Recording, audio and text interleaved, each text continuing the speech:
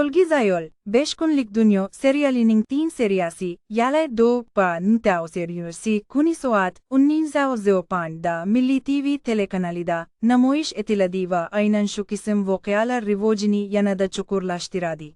Her bir yangi epizod bilan hikoya tobora ta'sirchan tus olmoqda va tomoshabinni qahramon ruhiy olamiga yanada yaqinlashtiradi. 3 seriyada bosh qahramonning ichki kurashi yanada aniqroq ochib beriladi. Uning sabr toqati, hayot sinovlariga qarshi mustahkam turishi va o'z qadrini anglash jarayoni juda tabiiy tasvirlangan. Syujet shoshilinch emas, aksincha, har bir sahna mantiqan davom etadi va tomoshabinni o'yga to'ldiradi. Aktyorlar ijrosi samimiy, dialoglar esa hayotiyligi bilan ajralib turadi. Rejissyorlik yechimlari ham alohida e'tiborga loyiq, tasvir va musiqa uyg'unligi dramatik kayfiyatni kuchaytiradi. Serialning kuchi shundaki, u oddiy voqealar orqali chuqur ma'no bera oladi.